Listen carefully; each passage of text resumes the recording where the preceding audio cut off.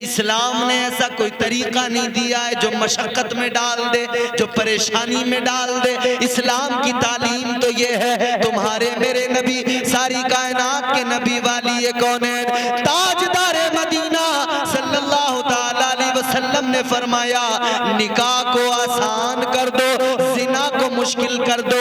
ए लोगों, आका ने फरमाया निकाह को आसान बनाओ, आसान कर दो, इतना आसान कर दो, इतना आसान कर दो कि किसी बाप की बेटी जवान हो तो उसे दुख ना हो, उसका चेहरा ना बिगड़ जाए, उसके चेहरे पे मायूसी नजर ना आए, उसके चेहरे पे गम नजर ना आए, वो इस फिक्र में न लग जाए कि बेटी जवान हो रही है, कैसे इसका निकाह करूंगा, कैसे इसके हाथ पीले करूंगा, कैसे इसकी शादी करूंगा। वो जवानी में बूढ़ा हो जाता है, वो जवानी में कमजोर हो जाता है, खाता तो है मगर खाना नहीं लगता है, वो इसी फिक्र में लगा रहता है कि या अल्लाह कैसे होगा, हर दिन महंगाई का आ रहा है, हर दिन महंगा होता जा रहा है निकाह। वो सोचता है मौला कैसे इंतजाम होंगे। ऐ मेरे अजीजों, तुम्हारे मेरे नबी ने फरमाया शादियां आसान करो, निकाह को आसान कर दो, जिना को मुश्किल कर दो। जब निकाह को आसान करोगे तो जिना खुद ब खुद मुश्किल हो जाएगा, मगर हमने उल्टा कर दिया, निकाह को मुश्किल बना दिया।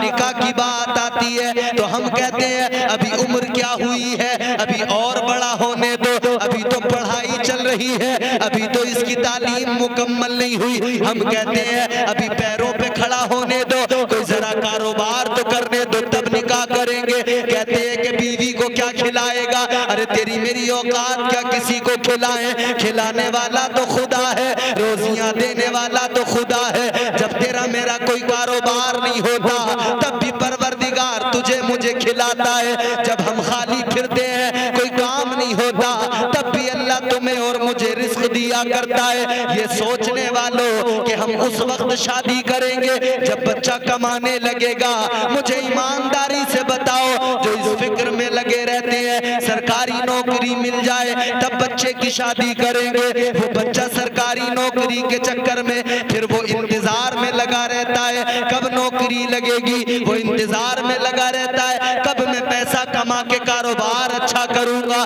कब मेरी शादी होगी। जब शादी वक्त पे नहीं होती तो नौजवान बुराई की तरफ जाने लगता है, नौजवान गुनाह की तरफ जाने लगता है, नौजवान जिना के अड्डे पे पहुंच जाता है। किसने पहुंचाया? आपने, मैंने पहुंचाया, इस मुआशरे ने पहुंचाया। अगर एक नौजवान गुनाह के अड्डे पे पहुंचा कोई और जिम्मेदार नहीं है, हम और आप जिम्मेदार हैं, इसलिए कि आका ने फरमाया निकाह को आसान करो, जिना मुश्किल हो जाएगा। हमने निकाह को मुश्किल कर दिया तो जिना खुद ब खुद आसान बनने लगा। है मेरे अजीजों, गौर करना, एक बात बड़ी कड़वी है, बुरी भी लग सकती है, एक बात बड़ी तल्ख है, सुन लेना। वो तल्ख बात ये है, आका ने फरमाया निकाह को आसान करो, जिना को मुश्किल करो, मगर हमने बिल्कुल उल्टा किया, निकाह को मुश्किल कर दिया, जिना को आसान कर दिया। अगर कोई निकाह करना चाहे तो वो निकाह करने वाला 10 लाख का इंतजाम करता है, और कोई जिना करना चाहे तो तुम भी जानते हो कितना सस्ता कर दिया है। क्यों ये मुआशरे में खराबी, क्यों नई नस्ल तबाह होने लगी? क्योंकि वक्त में हमने उनकी शादियां नहीं की, हम सोचने लगे कि हम पहले इन्हें कारोबार से लगा दें, पहले इनका कारोबार हो जाए, पैरों पे खड़े हो जाएं, बच्चों को अपने क्या खिलाएंगे, किसी की कोई औकात नहीं। जब अल्लाह ताला तुम्हारी जिंदगी में किसी को शामिल करता है ना तो उसका रिस्क भी उसके साथ ही तुम्हारी जिंदगी में आता है। और निकाह की बरकतें ये हैं, हुजूर फरमाते जब निकाह होता है ना उसकी बरकतें ये हैं, निकाह की बरकत से अल्लाह रोजी में इजाफा कर दिया करता है, रिस्क बढ़ा दिया। हम कह रहे हैं क्या खिलाएगा? तो पहली चीज तो ये कि हमारे यहाँ शादियों में खुराफात इस कदर हो गई बहुत ज्यादा, तो जब खुराफात पे हमारा पूरा फोकस हो गया तो हमने शरीयत मुस्तफ़ा को एक तरफ छोड़ दिया, शरीयत मुस्तफ़ा को नजरअंदाज करने लगे। आओ शरीयत देखो हुजूर की क्या क्या थी। रिश्ता करने वाले आज जब रिश्ता करने जाते हैं ना अपने बच्चों का, अगर कोई अपनी बेटी के लिए रिश्ता तलाश करता तो वो भी ये चाहता कि मुझे कोई इलाके का सबसे बड़ा अमीर मिल जाए। बेटी का रिश्ता करने चला है मगर वो भी जज की तलाश में निकला है, वकील की तलाश में निकला है, टीचर की तलाश में निकला है। और फिर जब जज वकील ढूंढता है तो फिर उसकी हैसियत के बराबर फिर उसको जो है करना भी पड़ता है, और फिर करता है तो रोता है, कहता है जी क्या करूं, फिर मजलूम बन जाता है। और जब हम अपने बेटों का रिश्ता करते हैं तो हम बड़े शान से अकड़ कर बैठ जाते हैं, फिर बताते हैं कि देखो जी मांग तो हमारी कोई नहीं है, डिमांड तो हम कोई नहीं कर रहे, मगर हाँ ये है कि अभी अभी एक रिश्ता आया था, वो कह रहे थे कि हम सिर्फ डिजायर दे देंगे, वैसे हमारी मांग कोई नहीं। हमारे फला रिश्तेदार कह रहे थे कि 3 लाख की मंगनी करवा देंगे, अच्छा हमारी डिमांड बहुत बढ़िया, ये बेहतरीन तरीका निकाला। मगर सुनो तो सही मेरे ऐसे, यहाँ शादियां कराने वाले झूठ बोल बोल के शादियां कराते हैं। किसी के पास 4 बीघे जमीन हो 40 बीघा बता देंगे, इतना बड़ा झूठ। और एक झूठ तो बड़ा आम है, कोई 5वीं क्लास में फेल हो गया हो ना, हाई स्कूल है, 5वीं क्लास में जो फेल हो गया वो हाई स्कूल बताया जाता है। इतना झूठ बोल बोल के शादियां हो रही। तो मुझे बताओ जो रिश्ता झूठ की बुनियाद पे होगा उस रिश्ते में मोहब्बत रहेगी, उस रिश्ते में खुलूस रहेगा, उस रिश्ते में एतबार रहेगा? नहीं रहेगा।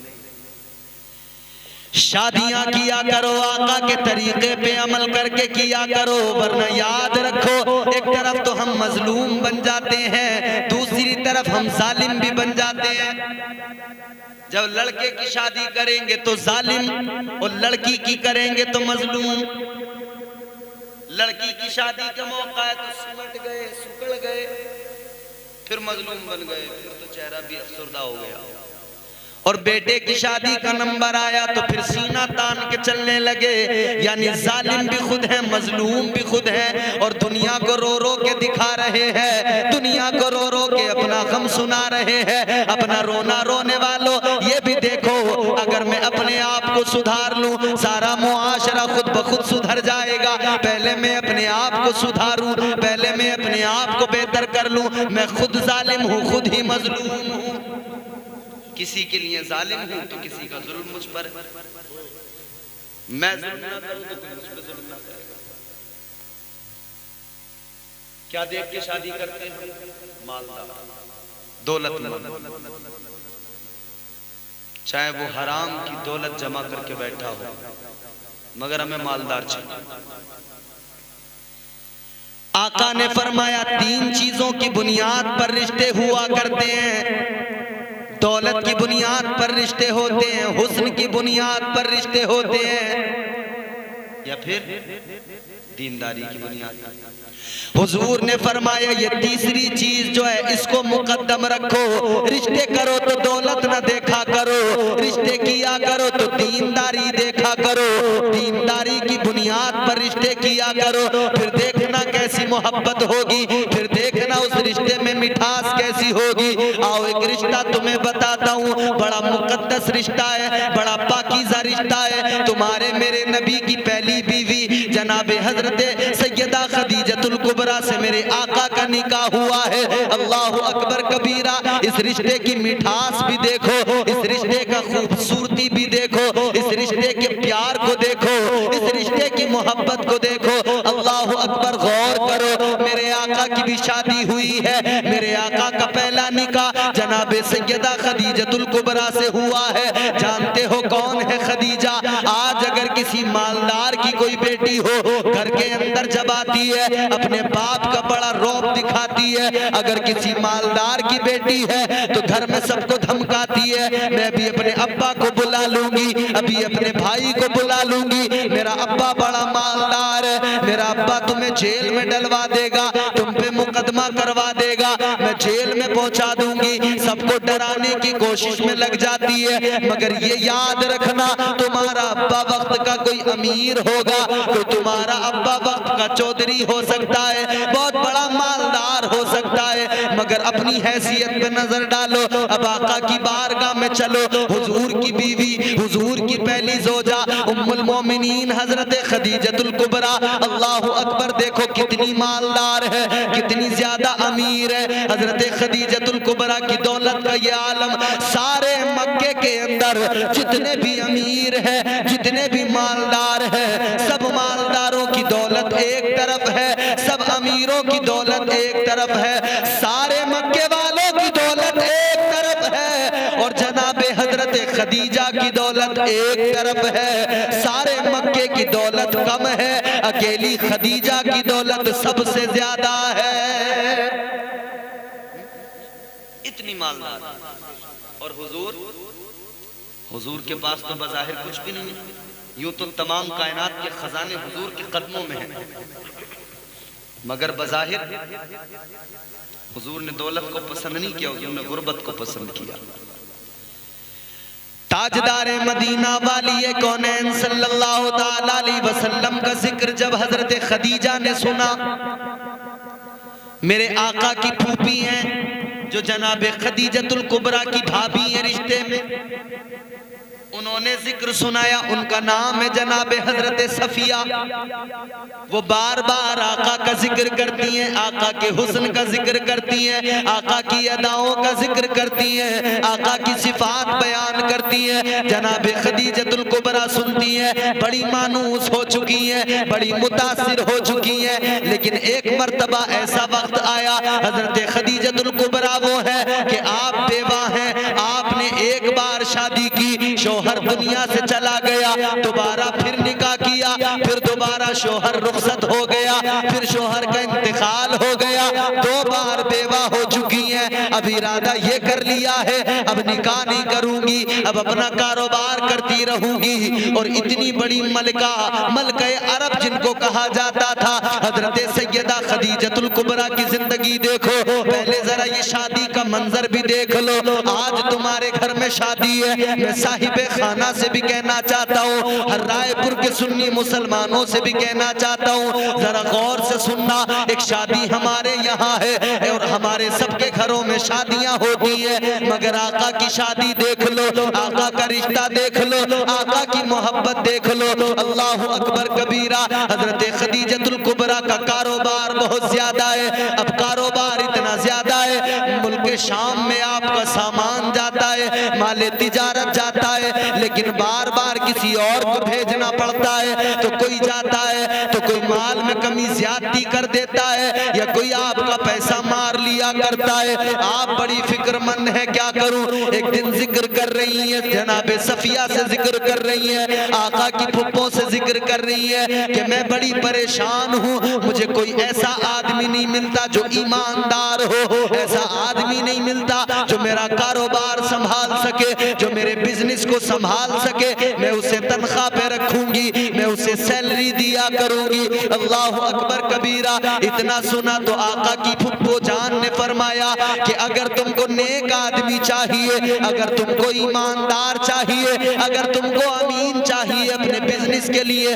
अपनी तिजारत के लिए, तो मेरा भतीजा मोहम्मद मौजूद है। मेरा भतीजा इतना बड़ा अमीन है कि सारा मक्का अपनी अमानतें मेरे भतीजे के पास ला के रखता है। सारे अमीर अपनी अमानतें मेरे भतीजे के पास लाकर रखा करते हैं। कहने लगी सच्चा ऐसा है कि जितने भी झूठे हैं, सारे मक्के के लोग जो खुद झूठे हैं, वो खुद झूठे होने के बावजूद भी मेरे प्यारे भतीजे को सच्चा कहा करते हैं। वो उसे सच्चा कहते हैं, सादिकुल वादुल अमीन कहते हैं। वो ऐसा सच्चा है, वो ऐसा अमीन है। अल्लाह अकबर। इतना सुना जनाबे खदीजतुल कुबरा ने कहा ठीक है उनको बुला लो। अब जनाबे खदीजतुल कुबरा ने कह दिया, आका की फुप्पो ने आका को बुलाया। अल्लाह अकबर। जनाबे खदीजा ने कहा कि ये बताओ आप मेरा माल तिजारत लेके जाओगे, आप मेरा माल तिजारत लेके जाओगे? कहा ठीक है लेके जाऊंगा। कहने लगी मैं तुमको तनख्वाह दूंगी, बताओ कितनी तनख्वाह लोगे? आका ने फरमाया मैं तनख्वाह पर काम नहीं करूंगा, मैं काम करूंगा तो पार्टनरशिप में काम करूंगा। हुजूर ने मिजाज दिया कि काम अपना किया। नौकरी से अच्छा काम है अपना, छोटा हो बड़ा हो अपना काम। हुजूर ने फरमाया नौकरी नहीं, सैलरी पर काम नहीं होगा। अगर तुमको अपना काम बिजनेस आगे बढ़ाना है तो पार्टनरशिप रहेगी। का ठीक है, बात तय हो गई। दर हकीकत जनाबे खदीजतुल कुबरा का हुजूर को बुलाना और माले तिजारत देकर भेजना, ये दर हकीकत हुजूर की मोहब्बत उनके दिल में आ चुकी थी और हुजूर को परख कर देखना चाहती थी। वरना हुजूर की मोहब्बत तो उस दिन खदीजतुल कुबरा के दिल में आ गई थी जिस दिन आपने ख्वाब देखा था। हजरत खदीजतुल कुबरा एक ख्वाब देखा था। जनाबे हजरत खदीजतुल कुबरा ने ख्वाब देखा तो रात में अचानक उठी, बेदार हुई और उठकर फौरन पहुंच गई नौफल बिन वर्का बिन नौफल के यहाँ पर। वो उस वक्त के बड़े आलिम थे, आसमानी किताबों का मुताला करते थे। वर्का बिन नौफल के पास पहुंच गई, जाकर कहने लगी ए मेरे भाई मैंने ख्वाब देखा है। कहने लगे क्या ख्वाब देखा है? कहने लगी मैंने ख्वाब ये देखा है, मैं सोई हुई हूँ, मैंने ख्वाब देखा आसमान का सूरज मेरी आगोश में आ गया और उस सूरज की रोशनी से मशरिक भी रोशन हो गया, मगरिब भी रोशन हो गया। उसकी रोशनी इतनी ज्यादा फैल गई। इतना सुना वर्का बिन नौफल ने कहा बहन यहीं पे रुको, अभी आया। अंदर गए, किताबों के वरक पलटने लगे, आसमानी किताबों के वरक पलटने लगे और जब अंदर से वापस आए, आने के बाद में कहने लगे ए बहन खदीजा सुनो, ये जो तुमने ख्वाब देखा है बड़ा प्यारा ख्वाब देखा है। कहने लगी ताबीर बताओ। वर्का बिन नौफल ने कहा था ताबीर इसकी ये है कि जो तुमने ख्वाब देखा है, ये जो आसमान का सूरज तुम्हारी आगोश में आया, दर हकीकत इसकी ताबीर ये है यही मक्का होगा।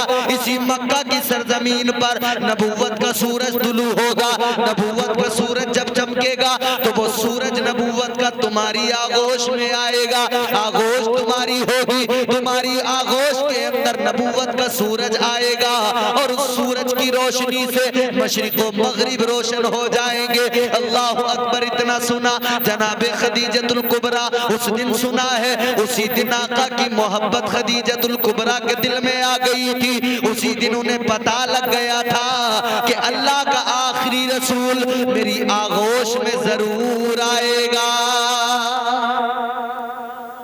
उसी दिन पता लग गया। हजरत खदीजतुल कुबरा ने माल तिजारत दिया, आका को भेजा और एक अपना गुलाम भी साथ भेजा का इन पर नजर रखना, देखते रहे। गुलाम साथ साथ गया, आका गए, माल तिजारत लेकर तिजारत हुई। शाम के अंदर जब दुकान लगाई गई ना, तुम लोग अपनी मंडियों में दुकानें लगाते हो ना ले जाकर, जब मटर लेके जाते हो गाड़ी खड़ी हो जाती है मंडी में, तो व्यापारी आते हैं, देखते हैं मटर किसकी अच्छी है, जिसकी अच्छी है उसकी पहले बिक जाती है। जिसका रेट अच्छा हो, सस्ता हो, माल अच्छा हो, उसका नंबर पहले, वो जल्दी बेच के अपने घर आता।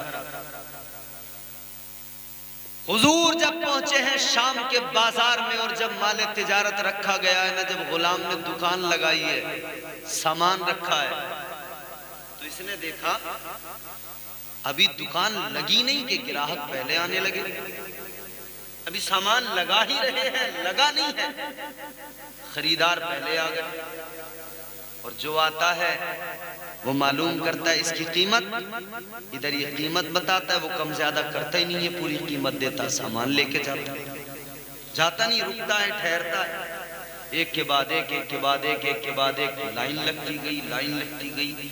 बाजार के और दुकानदार परेशान है कि आखिर आज ऐसा क्या हुआ, हमारी दुकानों पे कोई आने को तैयार नहीं, और अभी वो दुकान भी नहीं लगा पाए कि उनकी दुकान पर लाइन लग गई है खरीदने वालों की। अब ये गुलाम सोच रहा था कि मैं शायद बहुत बड़ा कोई ताजिर बन गया, मुझे कुछ तिजारत करने का अच्छा हुनर मुझे आ गया, ये वजह है कितने लोग हैं।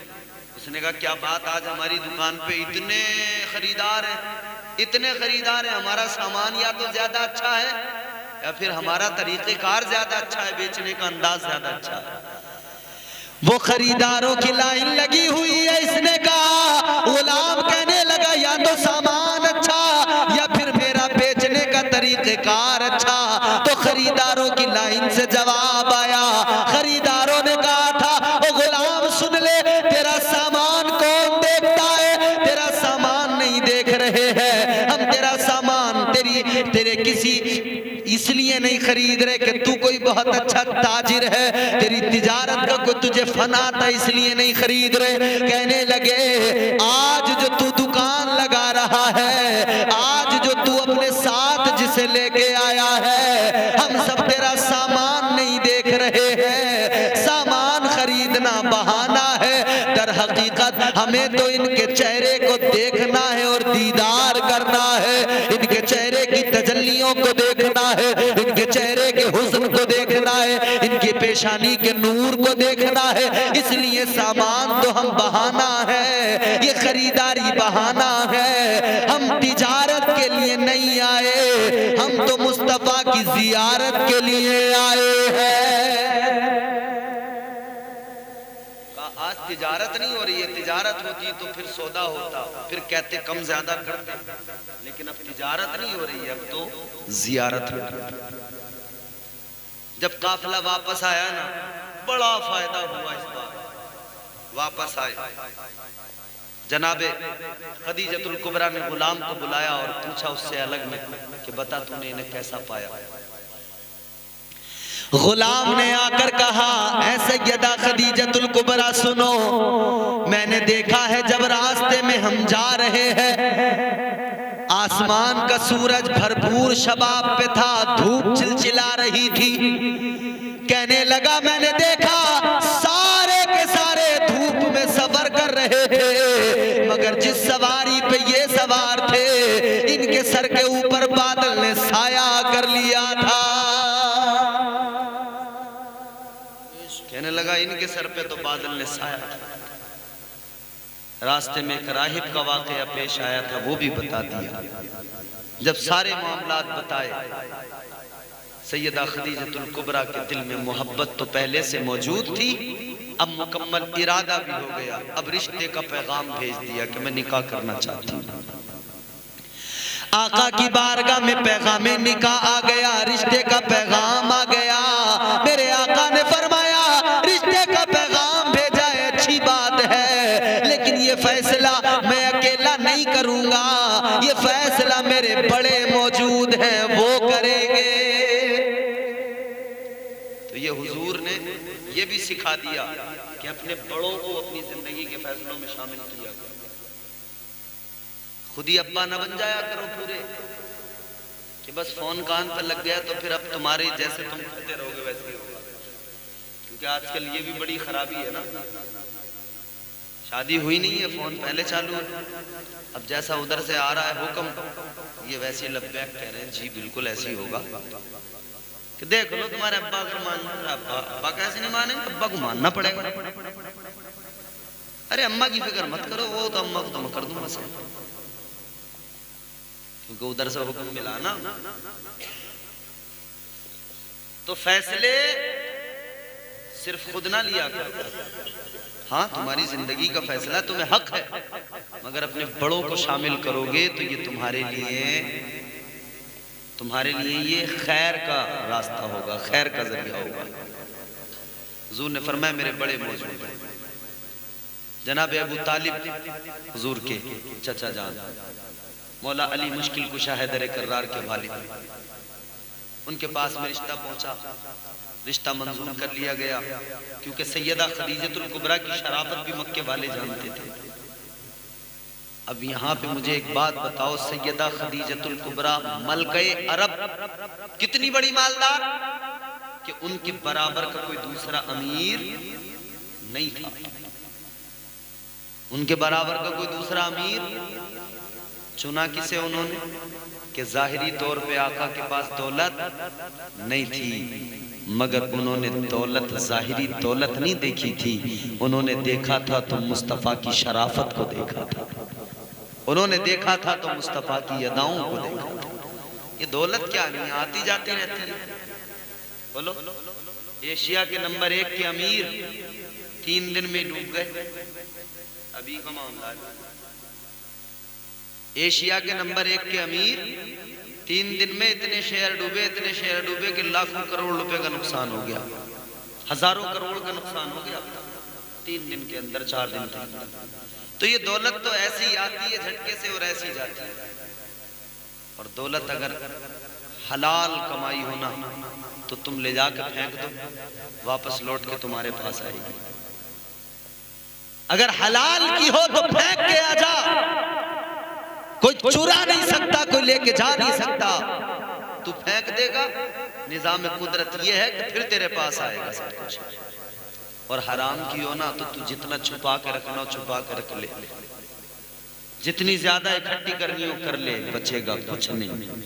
बड़े बड़े अमीर कंगाल हो गए, बड़े बड़े कंगाल अमीर बन गए। इसलिए दौलत भी हो तो हलाल, माले हराम ना हो। जनाबे सैयदा खदीजतुल कुबरा से रिश्ता तय हो गया, शादी का दिन मुकर्रर कर लिया गया, फला दिन में शादी होगी, शादी का वक्त मुकर्रर हुआ। अल्लाहु अकबर, गौर करो, अब देखो जरा तवज्जो से सुनो। इधर तुम्हारे मेरे घरों में भी शादियां होती हैं, उधर शादी हो रही है मक्के के अंदर। किसकी शादी है? तुम्हारे मेरे नबी की शादी है, ताजदारे मदीना की शादी है, अल्लाह के महबूब की शादी है, ताजदारे मदीना का निकाह है, आका की बारात चली है। अल्लाहु अकबर कबीरा, मक्के की गलियों में गुजर रही है बारात। कहाँ जा रही है? मलके अरब के यहाँ पे जा रही है। तुम्हारी मेरी बारात जाती है, जाने के बाद में बारात सबसे पहले क्या देखती है? खाना कैसा है? क्या देखते हैं बाराती? सामान कैसा है? जहेज कैसा है? ये बारात कितनी प्यारी है। इस बारात में जो बाराती गए कुछ नहीं देखा, देखा तो उन्होंने ये देखा है कि ये जोड़ा कितना प्यारा जोड़ा है, ये कितना हसीन जोड़ा है कि जिसका निकाह हो रहा है उसमें एक मलके अरब है और दूसरा कायनात का इमाम है। बारात पहुंची, निकाह हुआ, रुखसती हो गई। हमारे यहाँ निकाह के बाद में जब रुखसती का वक्त आता तो उससे पहले हम सलामी करते। नाम कितना अच्छा है, सलामी। नाम कितना अच्छा है, सलामी। सलामी का मतलब सलाम पेश करना, मगर होता क्या सलामी में? बदतमीजी। नाम सलामी और काम बदतमीजी। बाज देहात में तो ठुकाई होती है सलामी के नाम पर, यहाँ का मुझे पता नहीं, अल्लाह बेहतर जाने। नाम सलामी कितना अच्छा नाम है, सलामी हो रही है। कैसी सलामी? बेहयाई के सिवा कुछ नहीं। दूल्हा और उसके चंद दोस्त और चंद उसके खास रिश्तेदार एक जगह पे बैठते हैं, उनके चारों तरफ एक झुरमुट औरतों का होता है। सलामी कौन कर रहा है? औरतें आके कर रही हैं, बेपर्दा औरतें आ रही हैं, बदतमीजी हो रही है, सलामी हो रही है।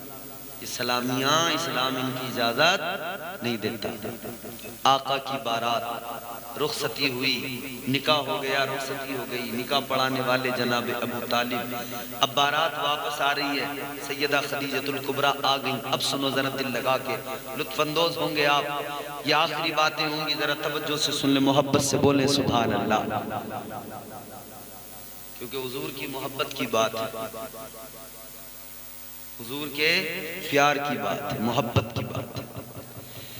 प्यार नबी से करने वाले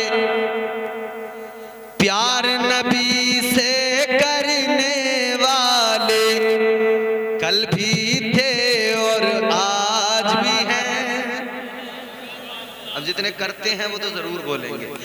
प्यार नबी से करने वाले, प्यार नबी से करने वाले कल भी थे और आज भी है। प्यार नबी से करने वाले कल भी थे और प्यार नबी से करने वाले कल भी थे और आज भी हैं। उनके नाम पे मरने वाले कल भी थे और आज भी हैं। उनके नाम पे मरने वाले, उनके नाम पे मरने वाले कल भी थे और आज भी हैं। प्यार नबी से करने वाले कल भी थे और चाहे जैसा तूफान आए उनकी निस्बत के सदके डरते नहीं, घबराते नहीं, कितनी मुश्किल आ जाए, कितनी परेशानी आ जाए। चाहे जैसा तूफान आए उनकी निस्बत के सदके, चाहे जैसा तूफान आए उनकी निस्बत के सदके, दरिया पार उतरने वाले, दरिया पार उतरने वाले कल भी थे और आज भी है। दरिया पार उतरने वाले कल भी थे और आज भी है। उनके नाम पे मरने वाले कल भी थे और आज भी। यही तो वजह है। वक्त कितना हो गया? 1:30 बजे आप सुन रहे हैं। ये मोहब्बत की तो बात है। बस ये बात पूरी करूं मैं और तकरीर खत्म हो रही है। जरा मोहब्बत से बोलो सुभान अल्लाह। ये शादी का मौका है। अब सुने, रुखसती हुई हुजूर की ज़ौजा, हुजूर की पहली उम्र क्या उनकी? 40 साल। कितनी उम्र? 40 साल। 2 बार बेवा हो चुकी हैं। 40 साल उम्र। हुजूर की उम्र कितनी है? 25 साल। 25 साल में किसी नौजवान से यहाँ कहो 25 साल हो और उससे कहो कि किसी बेवा से शादी कर ले, वो भी 40 साल की, कोई तैयार होगा? नहीं होगा। यहाँ तो अगर कोई किसी बेवा से शादी करना चाहे ना तो लोग कहते हैं कि यार बड़ी बेइज्जती होगी, कोई मिल नहीं रही थी क्या, इससे कर लिया। अरे मेरे आका ने पैगाम दिया, मिजाज दिया कि ये न देखा करो कि बेवा है, ये देखा करो कि अगर तुम्हें वो पसंद है और तुम अगर उसके साथ जिंदगी गुजारना चाहते हो और तुम उसे सहारा देना चाहते हो तो किसी बेवा को जरूर सहारा दो। हुजूर ने 40 साल हजरत खदीजतुल कुबरा से निकाह कर लिया। रुखसती हो गई, घर आ गए। पहली रात है, पहली शब। इधर हुजूर बैठे, इधर जनाब खदीजा बैठी। ताजदारे मदीना वाली कौनैन सल्लल्लाहु ताला अलैहि वसल्लम की प्यारी बीवी जनाब हजरत खदीजतुल कुबरा ने अपना सारा माल रख दिया, सारा खजाना रख दिया, सारी दौलत को आका के सामने रख दिया। मलके अरब है, कितनी दौलत है, सारी दौलत को रख दिया। कितनी दौलत है, फरमाया गया इतना खजाना, इतना माल का ढेर लगा। उधर सामने आका है, इधर जनाब खदीजा है। इतना ढेर लगा कि जनाब खदीजा को उस ढेर की वजह से आका नजर नहीं आ रहे थे। इतना माल का ढेर लग गया। जनाब खदीजा की सारी दौलत है। हजरत खदीजतुल कुबरा ने कहा था, या रसूल अल्लाह वालिए कायनात, ए आका, आपकी बारगाह में, आपकी खिदमत में, आपके कदमों पे मैंने अपनी सारी दौलत को रख दिया है, अपने सारे माल को रख दिया है, सारा खजाना आपके कदमों में लाकर रख दिया है या रसूल अल्लाह। अब ये आपके कदमों पे निसार है, आका जो करना है इसका आप कीजिए। हुजूर को मालिक बना, सारी दौलत हुजूर के कदमों पे कुर्बान कर दी। हुजूर ने क्या किया फिर उस दौलत का, उस माल का, उस खजाने का? ताजदारे मदीना वाली कौनैन ने उस सारी दौलत का, उस सारे माल का क्या किया? गौर करो मेरे अजीजों, आपके मेरे नबी ने सुबह बाद में हुई, रात ही रात में वो सारा माल, वो सारा खजाना उसी रात में गरीबों में बांट दिया। जनाब खदीजतुल कुबरा ने अपनी सारी जमा पूंजी, जिंदगी भर की कमाई रख दी, जो जिंदगी भर कमाया था वो रख दिया। हुजूर ने क्या किया? खदीजतुल कुबरा की जिंदगी भर की कमाई एक रात में आका ने सारी की सारी खैरात कर दी, गरीबों में बांट दी। यहां अगर किसी को मोटरसाइकिल मिल जाए और कोई मांग ले तो वो कहती हैं कि मोटरसाइकिल तुम तो सबको ऐसे दे दो, तुम्हारे भैया तोड़ देंगे इस मोटरसाइकिल को, मेरे पापा ने तुम्हारे लिए दी है, इनके लिए दी है। अगर कोई अपनी बेटी को 1,50,000 रुपए दे दे, जो आजकल चलन है, चल रहा है, और वो किसी को उसमें से निकाल के कुछ दे दे, तो पूरी ससुराल उसके खिलाफ धरना प्रदर्शन कर देगी, मोर्चा खोल देगी, कहेंगे भाई इसलिए दिए थे तो लुटा दे, इसलिए दिए थे। और फिर और बढ़िया वाला फार्मूला क्या होता है उसमें? छोटा वाला भाई या कोई पड़ोसी आया कि वो गाड़ी की चाबी दे दे, तो अब मना कैसे करें? तो उसका आसान तरीका ये ढूंढ लिया कि चाबी नहीं मिल रही, बहुत ढूंढ रहे हैं, मिल ही नहीं रही। जब खुद को जाना हो तो एकदम मिल जाती है चाबी। बहरहाल यहां कोई 1 रुपया खर्च करने को तैयार ना, और अगर कोई कर दे तो उसकी खैरियत नहीं है, पूरी ससुराल उसके खिलाफ सुबह ही धरना कर देगी, सुबह उसके खिलाफ खड़े होंगे, तेरी मजाल कैसे हुई, कहीं से कमा के लाया था, तेरा था, अबे हमने दिया था, बर्बाद करने को नहीं दिया था। जनाब खदीजतुल कुबरा ने सारी दौलत हुजूर के कदमों पर रखी। हुजूर ने एक रात में, सुबह का उजाला बाद में हुआ, वो सारा माल हुजूर ने खैरात कर दिया। सैयदा खदीजतुल कुबरा की ज़बान पर एक हर्फ नहीं आया। सैयदा खदीजतुल कुबरा ने ये नहीं कहा आका ये मेरी ज़िंदगी भर की कमाई थी, मैंने ज़िंदगी भर जो कुछ कमाया था तुमने एक रात में सारा खैरात कर दिया। नहीं, ये मोहब्बत थी। सैयदा खदीजतुल कुबरा ने कहा या रसूल अल्लाह मेरा जो कुछ भी है, माल है, दौलत है, जान है, सब कुछ आपकी खातिर कुर्बान है। आका आपको इख्तियार है, आप जो चाहो करो, जिधर चाहो खैरात करो, जिधर चाहो बांटो। ये है। अब हुजूर ने प्यार कितना किया हजरत खदीजतुल कुबरा से, हजरत खदीजा से मोहब्बत कितनी, हुजूर को प्यार कितना। आजकल हमारे यहाँ मियाँ बीवी में बनती नहीं है, झगड़ा इतना बनती नहीं है। अगर शोहर घर में कोई बात करे तो बीवी फौरन बात काट रही है, और बीवी की बात शोहर सुनने को तैयार नहीं, और शोहर की बात बीवी सुनने को तैयार नहीं। बाज लोगों को हमने देखा बुढ़ापा आ गया मगर लड़ाई झगड़े खत्म नहीं हो रहे।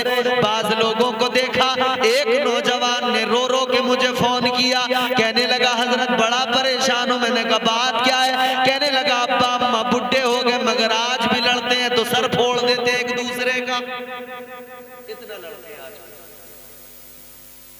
बोले अम्मा भी नहीं देखती कि फिर ये मेरा शोहर है, फिर वो भी चालू हो जाते हैं कि मार, आज जितना तुझसे मारा जा मार ले, आज जान से मार अगर एक बाप का आदमी भी सुनता है गुस्सा, अच्छा इतनी बेइज्जती कर रही है मेरी, वो भी। अरे भाई वो नाक़िसुल अक्ल है, तू तो अल्लाह ने तुझे मुकम्मल अक्ल वाला बनाया, तू तो सोच मोहब्बत ही नहीं है। मगर सुनो क्या होती है मोहब्बत। जनाबे खदीजतुल कुबरा मेरे आका की पहली बीवी है। कितना प्यार आका ने किया है, कितनी मोहब्बत की है। अल्लाह अकबर, गौर करो, ताजदारे मदीना सहाबा के दरमियान है। इधर सैयदा खदीजतुल कुबरा की जिंदगी के अय्याम अलालत, आखिरी जिंदगी के अय्याम है, तबीयत दलील है। सैयदा खदीजतुल कुबरा ने जनाबे फातिमा ज़हरा को भेजा। जनाबे फातिमा का बचपन है, छोटी है, जनाबे फातिमा को भेजा, ए फातिमा अपने बाबा के पास जाओ, अपने बाबा के पास जाके कहना अम्मी ने चादर मंगाई है, चादर लेके आ जाओ। अल्लाह अकबर। हजरत फातिमा ज़हरा आका की बारगाह में गई, या रसूल अल्लाह, ए बाबा जान, अम्मी ने चादर मंगाई है, चादर दे दीजिए। हुजूर ने अपनी मुज़म्मिल वाली चादर को जनाबे सैयदा फातिमा ज़हरा को दिया। जनाबे सैयदा फातिमा ज़हरा उस चादर को लेकर चली, अपनी अम्मी के पास आ गई। इधर आका ने चादर दी और पीछे पीछे आका भी आ गए। आकर मेरे आका ने फरमाया, ए खदीजा ये बताओ, ये चादर तुमने किस लिए मंगवाई? चादर को मंगाने की वजह क्या? चादर पैगंबर इस्लाम की, वो मुज़म्मिल वाली चादर। चादर किस लिए मंगाई? सैयदा खदीजतुल कुबरा ने आका की तरफ देखा, आंखों में आंसू आ गए, रोकर कहने लगी, या रसूल अल्लाह, अब मेरी जिंदगी के आखिरी दिन है, आका चादर इसलिए मंगाई है, या रसूल अल्लाह, मैं चाहती हूँ आपकी चादर में मुझे कफन दिया जाए। वो मुज़म्मिल वाली चादर क्या कहती है? हुजूर आपकी चादर में मुझे कफन दिया जाए। इतना सुना मेरे मुस्तफा करीम की आंखें भी भीग गई, ताजदारे मदीना की आंखों में भी आंसू आ गए। इतना सुना मेरे आका ने फरमाया, ऐ खदीजा दिल छोटा न करो, चादर क्या चीज है? ऐ खदीजा अगर तुम कहती तो मैं मोहम्मद अपने जिस्म की खाल भी उतार के दे देता। ये मोहब्बत भी है, ये प्यार भी है। तो हुजूर की जिंदगी हमें सिखाती है कि हम अपनी जिंदगी किस ज़ाविये पे गुजारें। कुरान ने कहा, लक़द कान लकुम फ़ी रसूलिल्लाहि उस्वतुन हसना। हुजूर की जिंदगी जो है ना, वो नमूने अमल है। हुजूर की जिंदगी को देखें और हुजूर की जिंदगी को देखकर अपनी जिंदगी बेहतर बनाएं। अच्छा, हमारी प्रॉब्लम ये है, ये तो खैर शादी का प्रोग्राम है, हम शादी की बात कर रहे हैं, लेकिन हम जिंदगी को जिस तरह से भी देखें ना अपनी, हमारी जिंदगी किसी भी एंगल से हम उस तरह से गुजारने को तैयार नहीं है जिस तरह से हुजूर ने हमें जिंदगी गुजारने का करीना दिया है। चाहे मामला अखलाकियात का हो, चाहे मामला दीनियात का हो, चाहे मामला समाजियात का हो, चाहे जो भी मामला हो, हम जिंदगी को ज़ाविये पे गुजारना ही नहीं चाहते। हुजूर के फरमान के ऐन मुताबिक हमें करना चाहिए, मगर हम उसके बरक्स करते हैं, उसके खिलाफ करते हैं, उसका उल्टा करते हैं हर तरह से। क्योंकि असल में हमारी कौम जो है ना, इल्म से दूर है। सबसे बड़ी वजह क्या है? इल्म से दूर है हम लोग। इल्म अगर हमारे अंदर हो तो हमारा मुआशरा बेहतर बनेगा। इल्म से दूरी हमारी पस्ती की वजह है। हम जो आज इतना पीछे होते चले जा रहे हैं, पसमानदगी की तरफ जा रहे हैं, इसकी असल वजह यह है कि हम इल्म से दूर हैं, हमारे जहालत है। इसीलिए तो हमारे कोई भी आके हमें दीन सिखाने लगता है, हम उसे समझ लेते हैं यही सही है, यही हक पे। अब तो हद हो गई, कव्वाल दीन सिखा रहे हैं।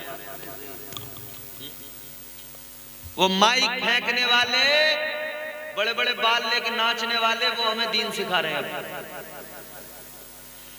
ऐ लोगो, दीन इनसे न सीखा करो। ये जो फर्जी टहला करते हैं, ये कव्वाल बड़े बालों वाले जो दाढ़ियां चेहरों पे नहीं रखते, चाहे फिर वो कोई भी हो, चाहे वो पीर बन के आए, फकीर बन के आए, अगर फर्जी है तो फर्जी है, जाली है तो जाली है, उसकी बातों में ना आना।